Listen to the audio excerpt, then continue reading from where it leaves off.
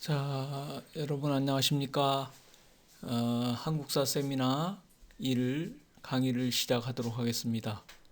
여러분들 만나서 반갑습니다. 한 학기 동안 여러분들하고 같이 한국사 세미나 강의를 하게 되었습니다. 수강학년은 4학년이고요. 그 다음에 월요일날 4, 5, 6교시를 강의하고 있습니다. 강의실은 인문경상대 215호실입니다. 강의 개요 목표는 이 강의에서는 19세기 중엽서부터 1945년까지 그 한국 사회의 한국 근대 사회의 사회와 그 다음에 사상을 살펴볼 예정입니다. 전반부는 19세기 중엽서부터 1910년 시기까지 조선의 각 사회 세력들이 어떻게 현실 인식을 하고 있었고 어떻게 사회를 개혁하기 위해서 대응해 갔는가 하는 것을 살펴보려고 하고요. 후반부는 그러한 조선인들의 사회 세력의 어떤 사회 세력의 노력이 일본 제국주의 식민지로 좌절된 이후에 식민지가 된 이후에 일제 식민 정책과 그에 대해서 조선인들이 어떻게 저항해 갔는가 하는 것을 살펴보려고 합니다. 구체적으로 살펴보면 이렇습니다. 전반부에는 19세기 후반 한국 근대사의 시작부터 1910년 일본 제국주의 식민지가 되기까지 조선의 여러 사회 세력들이 당시의 국내 국외 정세를 어떻게 인식하고 새로운 사회를 만들어가기 위해서 노력해가는 과정을 살펴볼 거고요. 그러한 노력의 역사적 의의와 한계를 살펴보려고 합니다. 후반부에는 그러한 조선인들의 사회 세력들의 어떤 노력이 일본 제국주의에서 좌절되어서 식민지가 된 이후에 1910년서부터 45년 시기까지 일제가 어떻게 조선을 식민지로 지배해 갔는가 하는 식민 정책의 어떤 내용과 그에 대해서 조선인들이 어떻게 대응을 해 갔는가 하는 것을 살펴볼 예정입니다. 강의 교재 및 참고 교재를 말씀드리겠습니다. 주 참고문헌은 한국역사연구회에서 펴낸 한국 근대사 1과 한국 근대사 2가 주 강의 교재가 되겠습니다. 그렇게 하고 한국, 중국, 일본 3국의 역사학자들이 공동으로 편찬한 미래를 여는 역사, 동아시아 역사인데요. 그 부분을 참고로 하시면 될 것 같습니다. 그래서 주요한 참고 교재는 한국역사연구회에서 편찬한 한국 근대사 1과 한국 근대사 2가 되겠습니다. 그 표지는 다음과 같습니다. 요 한국 근대사 1이 있고요. 2는 요 표지 그대로인데 2가 있습니다. 푸른 역사에서 출간한 책이고요. 그 다음에 미래를 여는 역사의 책 표지입니다. 이것을 한번 여러분들이 강의를 들으면서 한번 읽어보시면은 강의를 이해하는데 도움이 되겠습니다. 이 책을 미리 읽어보시고 또 강의를 들은 이후에도 복습으로 다시 책을 읽어보시면은 강의를 이해하는데 도움이 되겠습니다. 이 강좌의 평가 방법은 중간고사는 40%이고요. 기말고사 50%, 출석 10% 이렇게 됩니다. 이번 학기는 15주 강의이기 때문에 8주차의 중간고사를 보고요. 기말고사는 15주차의 기말고사를 볼 예정입니다. 그리고 평가는 이제 상대 평가가 되겠습니다.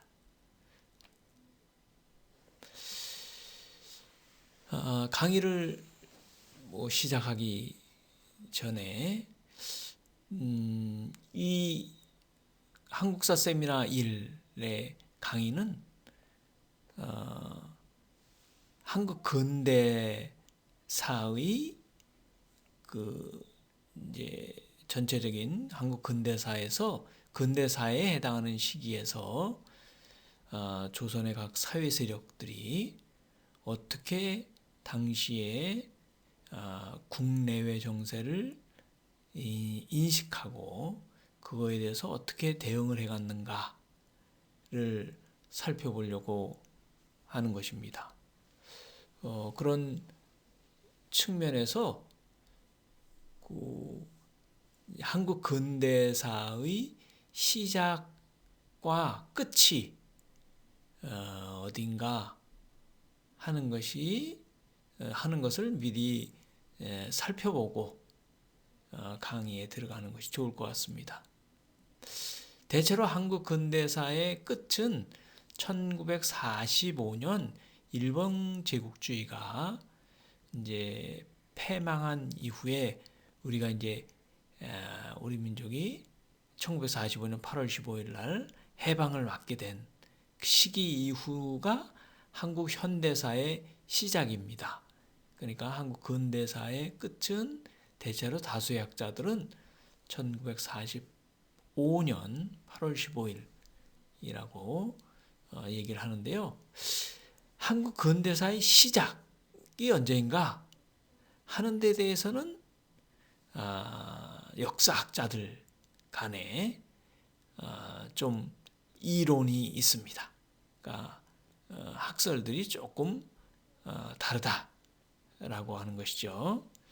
그래서 한국 근대사의 시점은 크게는 세 가지 정도로 이제 얘기할 수 있습니다. 첫 번째는 1860년대라는 설. 두 번째는 1876년 우리가 일본 내에서 문호를 개방하게 돼서 병자 수호조약을 맺고 개항을 한 시기부터를 근대사의 시작이다. 이게 주장하는 학자가 있고요. 세 번째로는 1894년 위로부터는 이제 갑오개혁과 밑으로부터는 농민전쟁이었던 시기를 얘기를 할 수 있습니다. 크게 세 가지 설 정도가 제시되고 있다라고 얘기할 수 있습니다. 이 부분을 이제 간단하게 한 번씩 살펴보도록 하겠습니다. 1860년대라고 주장하는 역사학자들이 이제 얘기하는 어떤 근거는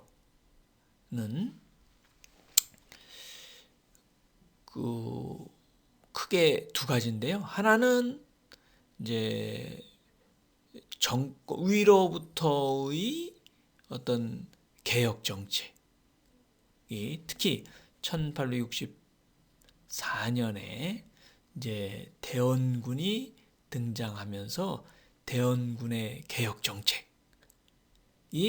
굉장히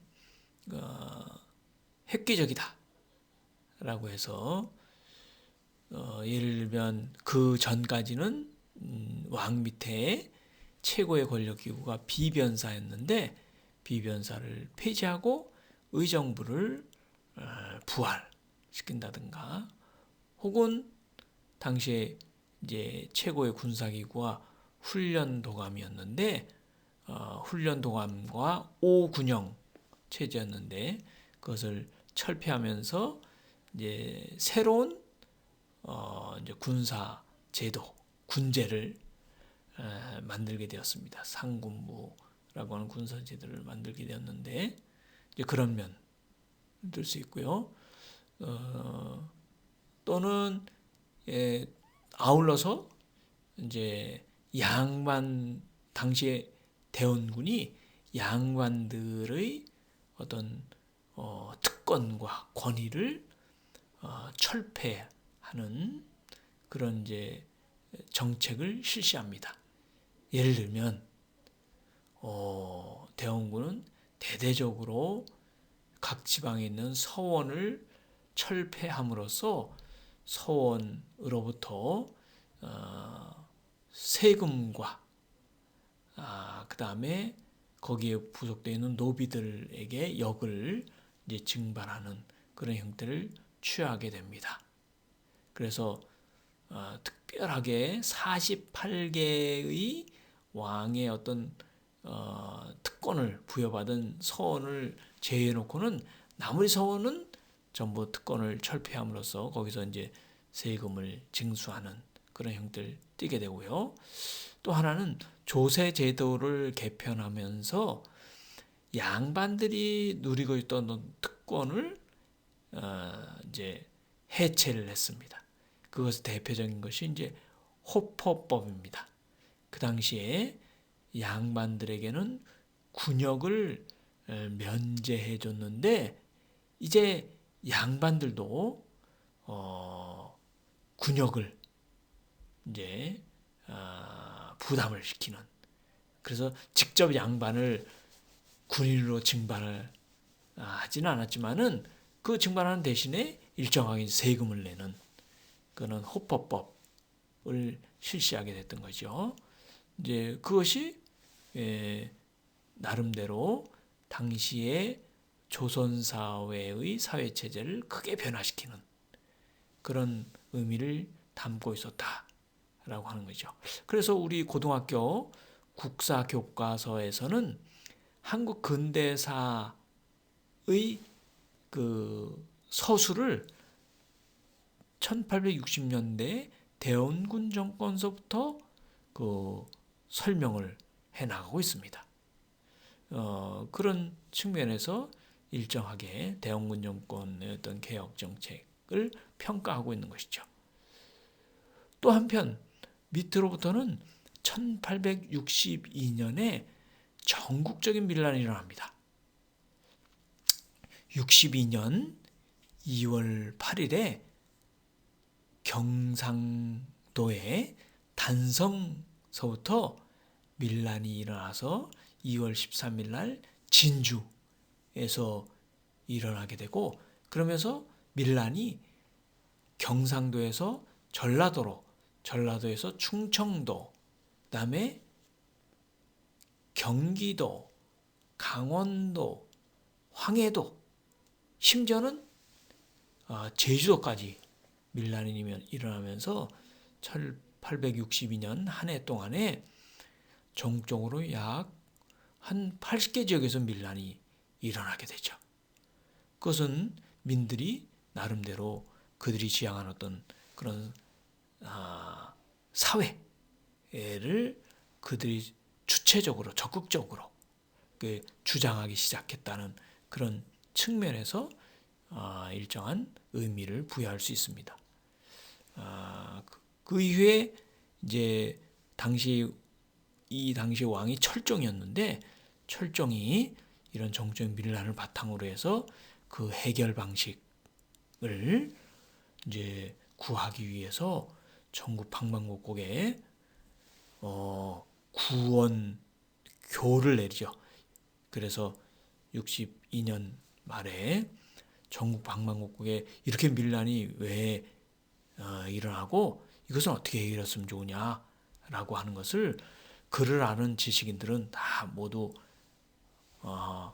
왕에게 귀 중앙에 이제 바쳐라라고 이제 정부적인 방문을 이제 붙입니다. 그에 따라서 전국의 이제 지식인들이 그의 어떤 해결책을 이제 제시하게 되어서 그것을 1862년 말 63년에 이제 당시 조선 정부에서는 해결책을 제시하기도 했고, 그렇지만은 철종이 63년 말에 갑자기 죽습니다.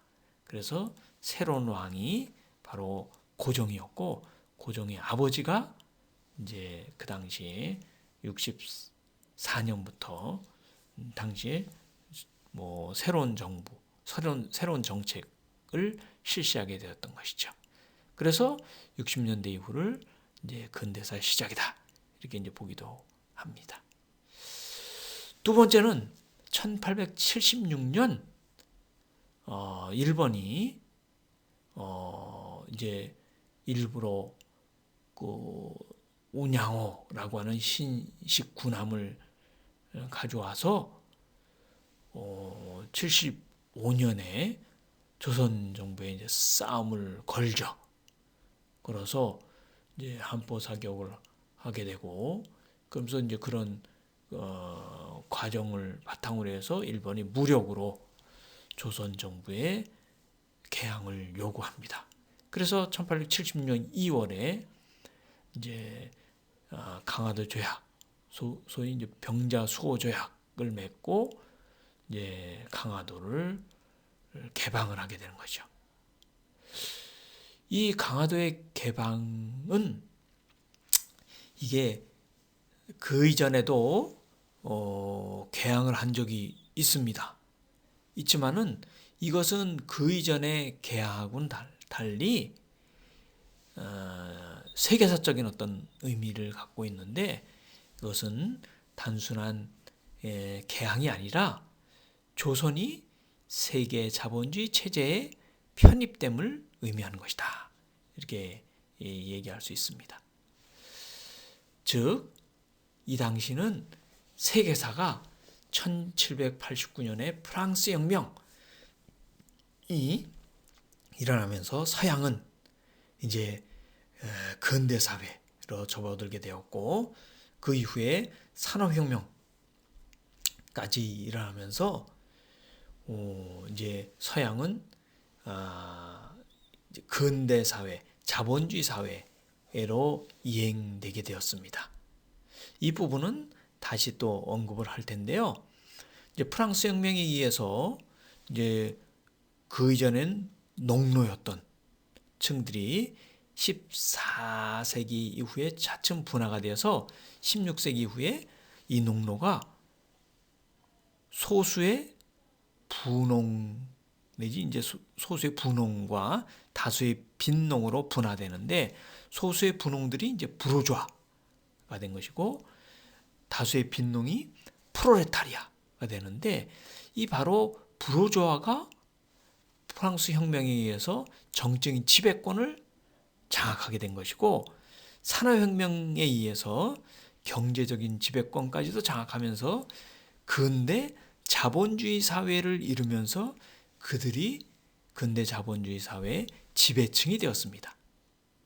그래서 이제 서양은 근대 자본주의 사회를 구축하게 되었고, 이것이 이제 세계로 이제 퍼져 나가게 되면서 이제 1876년 조선의 개항은 단순히 그 이전의 개항하고는 다르게 되었던 그런 측면이 있다. 그래서 이것은 특별한 의미가 있는 것이다, 이렇게 얘기할 수 있습니다.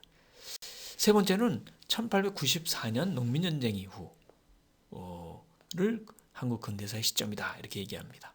그것은 1894년 농민전쟁에 의해서 농민들이 전국적인 어떤 전쟁이 펼쳐지게 되죠.